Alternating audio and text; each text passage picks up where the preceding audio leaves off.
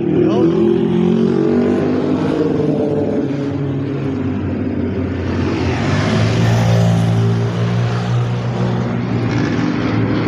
guys, dito tayo sa Quirino Highway.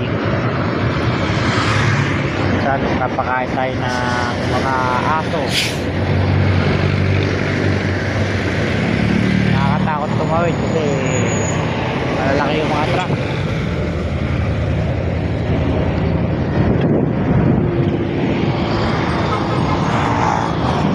So marami na aksidente rito.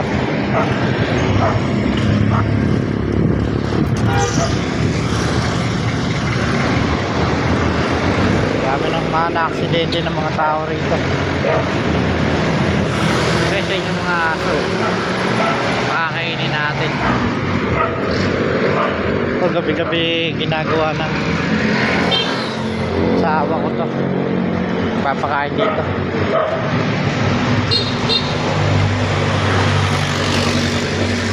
Mga aso guys.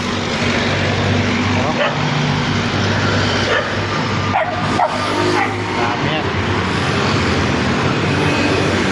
Una kasi doon kami nagpapakain, kaso pinalis kami nung nangyari ng bahay dahil daw maingay yung mga aso, nagigising daw sila, bubulabog. Kaya dito kami lumipat, dito na lang kami nagpapakain yung mga aso guys. Yun, dudumi nila. Oo, puti.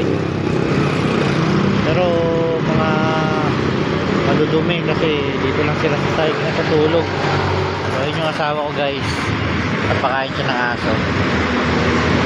Separate na yan para hindi sila nagkaaway-away.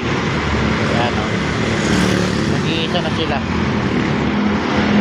Tatlo na nga lang yan eh. Dati ano yan, 6.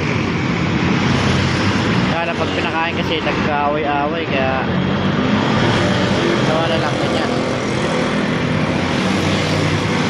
Nakakaawa rin kasi yung mga to. Ito lang sino may-ari. Pero sigurado meron. May may-ari nito. Kaya lang na gugutom kasi sa gabi. Kaya pag dumarating ang asawa ko, talagang sinasalubong na agad eh. Kasi alam nila makakain sila ng sapat.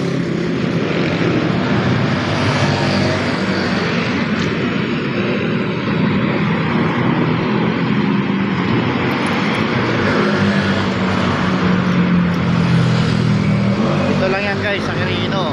Ayan o. Susunod, galapag ako rito guys.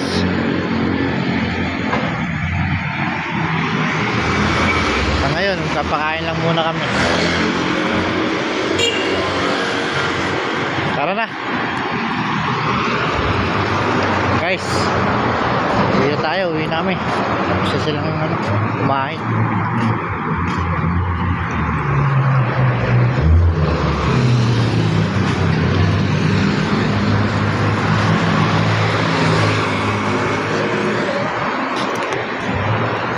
Tara. Nakatakot talaga, marami na disgrasya rito. Dito na namin puputulin ang aming video. Maraming salamat sa mga nanonood. Paki-share na lang and like, comment. Nang dumami naman yung viewers natin. Thank you.